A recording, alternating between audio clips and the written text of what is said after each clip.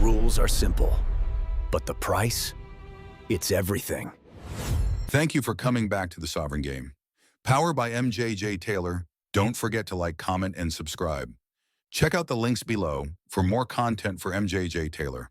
Before we begin, also check out our new story called Talk Yo, about a 17-year-old named Dante who saw a murder. Now the entire city is after him. What they see is what they follow. Interpretation. Shape perception, control reality, is not just a poetic phrase. It's a formula for power. It means that the world people live in isn't built on facts. It's constructed through interpretation. The way something appears is often more important than what it actually is. The person who controls how others see a situation, a product, a person, or even themselves, controls how others react to it. Think about it.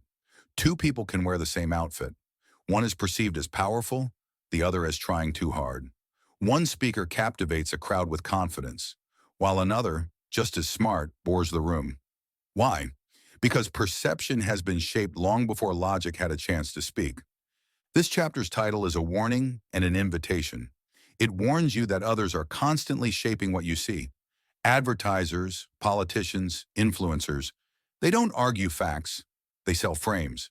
But it also invites you to play the same game. If you want power, stop obsessing over objective reality and start mastering the emotional, visual, and social cues that make people believe. To shape perception is to install a lens. And once someone sees through your lens, they live in your version of reality. In that moment, you don't need to dominate by force. You already rule by frame. Shape perception, and reality bends with it. Historical example: the rise of Octavian Augustus Caesar and the image of peace. After the assassination of Julius Caesar in 44 BCE, Rome plunged into political chaos. Warlords, senators, and generals vied for dominance, while blood ran freely through the streets. Among the contenders stood Gaius Octavius, later known as Augustus. He was young, untested, and surrounded by more powerful rivals, including Mark Antony. Yet while others flexed brute force, Octavian wielded narrative. He portrayed himself not merely as Caesar's heir, but as the only figure who could restore order. He branded his enemies as threats to the Republic. He reshaped perception. Antony was cast as a lovesick puppet of Cleopatra, un-Roman and foreign. Octavian, in contrast, became the guardian of Roman virtue. When he defeated Antony and Cleopatra at Actium, Octavian didn't declare himself emperor. He declared peace. He took the name Augustus, implying sacred authority. He commissioned statues, poems, and temples glorifying the Pax Romana, the peace of Rome.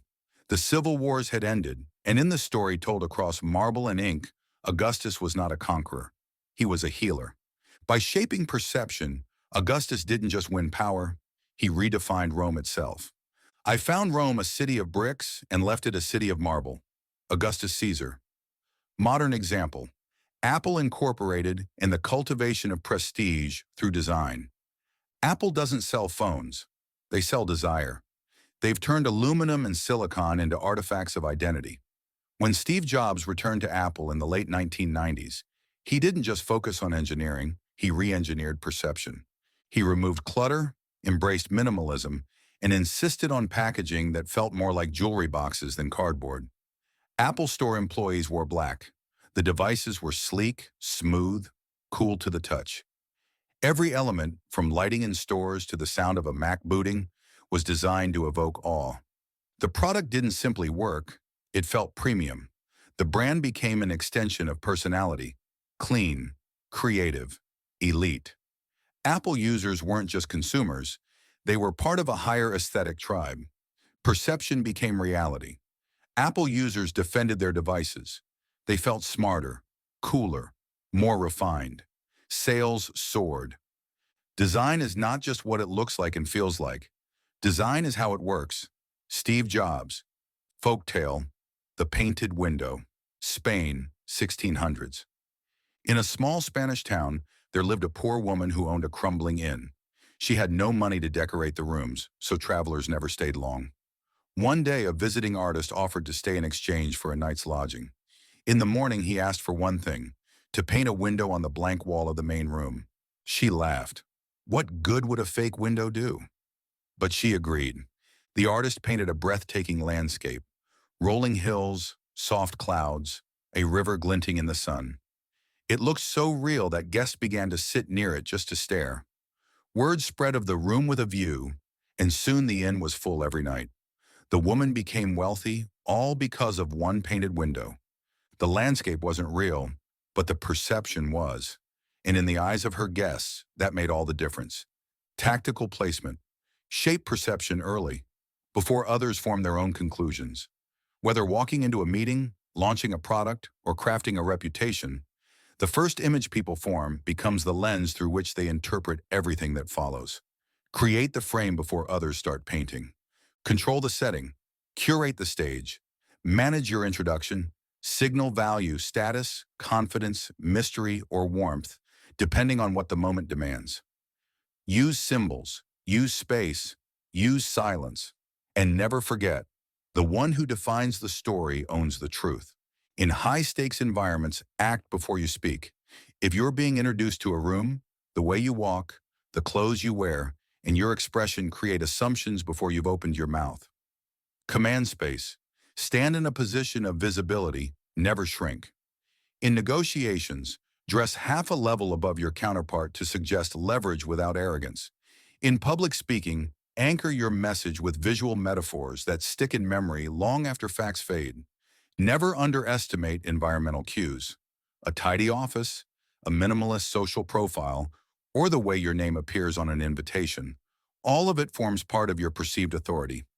Architects of perception obsess over micro details. Background noise, lighting, fonts, body language. That obsession pays off. Always ask, before they hear me, what do they see? Apply this in leadership. Dress, speak, and behave in alignment with the role you wish to inhabit. Inspire loyalty not with demands, but with a compelling image of strength and calm. Relationships. Early impressions linger. Present yourself as confident and thoughtful, and others will find those qualities even in your silence. Sales and influence. Frame your offer not by what it is, but by what it means to the buyer's identity, reputation, or future. Friendship. Project stability and presence. People trust what they perceive as anchored. Personal power. See yourself the way you want to be seen. The mind tends to follow the image it believes. Reversal. But beware. Controlling perception is fragile. The moment people feel manipulated, the illusion cracks and reality comes rushing in. Overplay your image, and it becomes transparent. Underestimate others' intelligence, and they will resent you. There are times when transparency is more powerful than polish. In moments of crisis or vulnerability, unfiltered honesty creates deep loyalty. Sometimes revealing the cracks in the glass makes the whole structure feel more human, more real. Perception is power, but it must never be so rigid that it shatters under truth. Power principles. Reality bends to the storyteller. First impressions anchor later perceptions. A polished surface evokes trust, status, and appeal. Symbolism communicates faster than explanation. Perception is a mirror. People reflect what they think they see. Closing thoughts. In a world overwhelmed by noise, the sharpest edge is clarity. People long for meaning, identity, and confidence, not necessarily in truth, but in the perception of truth. We are visual creatures, emotional interpreters, storytellers by instinct. That means whoever can direct attention, shape visuals, and guide feeling will always have the upper hand. Look again at Augustus. He shaped an empire not with brute strength, but with an image, peace, marble, order. Look at Apple. Its power isn't just technological, it's psychological, aesthetic, tribal. And think of the woman with the painted window. Her inn didn't change. People's experience of it did. That's the lesson. You don't have to change reality to control it. You just have to control the way others see it. Let others argue over what's true. Winners decide what gets believed. This is the great challenge of power. It's not to force people into your world. It's to invite them into your illusion and make them want to stay. That illusion, once accepted, becomes the new reality. So ask yourself, not just who you are, but what perception of yourself you're allowing others to carry. Are you commanding the frame or trapped inside someone else's? Reality is a garden of mirrors. The question is, who's holding the light?